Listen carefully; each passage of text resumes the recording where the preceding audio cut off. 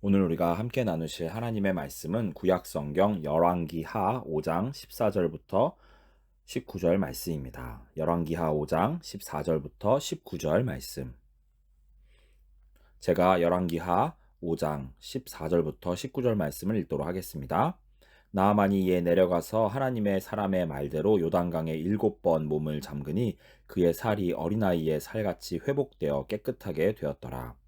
나아만이 모든 군대와 함께 하나님의 사람에게로 도로 와서 그의 앞에 서서 이르되 내가 이제 이스라엘 외에는 온 천하에 신이 없는 줄을 아나이다. 청하건대 당신의 종에게서 예물을 받으소서 하니 이르되 내가 섬기는 여호와께서 살아계심을 두고 맹세하노니 내가 그 앞에서 받지 아니하리라 하였더라. 나아만이 받으라고 강권하되 그가 거절하니라.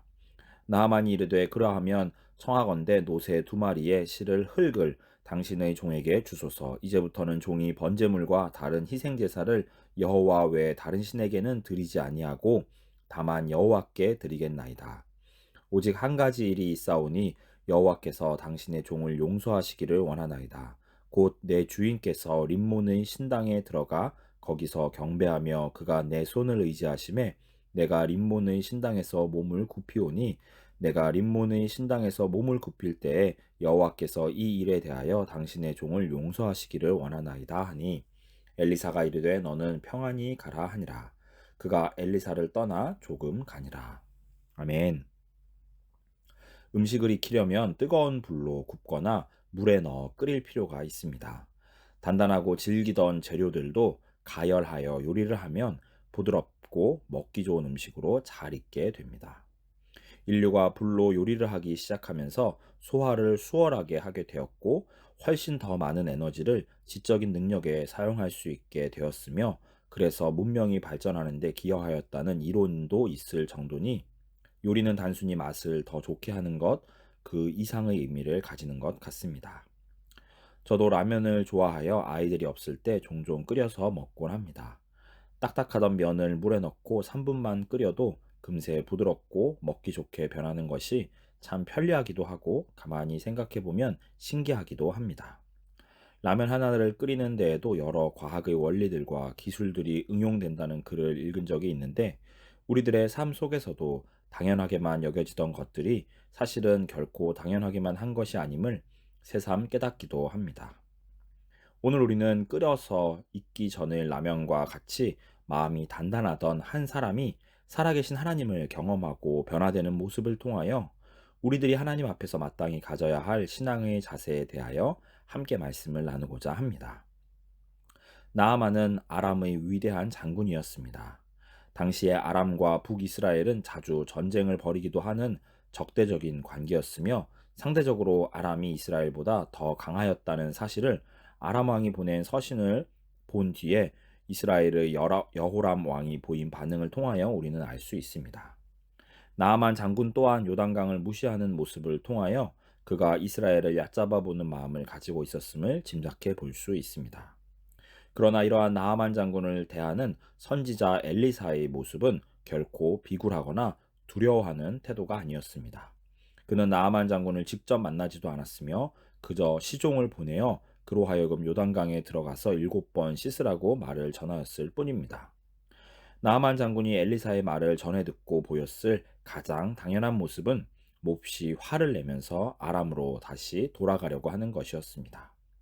그렇지만 그의 부하들의 충언을 따라 그는 결국 요단강에 몸을 넣고 오랜 시간 동안 자신을 괴롭혀왔지만 결코 어떠한 방법으로도 해결할 수 없었던 악성 피부병이라는 문제가 완전히 해결되었다는 사실을 즉각적으로 깨달았습니다. 그러나 가장 놀라운 사실은 결코 치유할 수 없었던 나아만의 병이 이토록 쉽게 고쳐졌다는 것에 있는 것이 아니라 그 이후에 보였던 나아만 장군의 모습과 고백에 있다고 저는 생각합니다. 그는 요단강에서 병이 완전하게 다 나은 뒤에 바로 자신의 나라로 돌아가 축제를 벌인 것이 아니라 다시 엘리사에게로 돌아갑니다. 사실 이미 자신이 풀고 싶었던 모든 문제가 다 해결되었기 때문에 그는 굳이 엘리사에게로 다시 돌아갈 필요는 없었을지도 모릅니다. 그렇지만 그가 굳이 엘리사에게로 돌아가 자신에게 역사하신 하나님, 그리고 그분에 대한 믿음을 철저하고 겸손하게 고백하였습니다. 사실 나아만이 보여준 바로 이 모습은 하나님께서 자신의 백성 이스라엘에게 그토록 원하셨던 모습이었습니다. 이스라엘 백성들은 출애굽에서부터 시작하여 가나안 땅에 정착하여 지금까지 살아오면서 하나님께서 보여주신 놀라운 기적들을 수도 없이 많이 보고 경험하였습니다. 그러나 그렇다고 해서 이스라엘 백성들이 나아만 장군과 같이 철저하고 겸손하게 회개하며 다시 하나님께로 돌아오지는 않았습니다.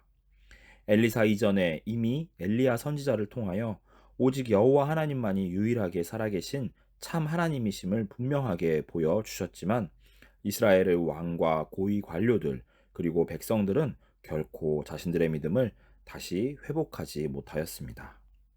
나아만 장군의 단단하고 교만한 마음은 마치 라면이 끓는 물 속에서 부드러워지듯이 요단강 안에서 완전히 풀어지고 새로워졌습니다.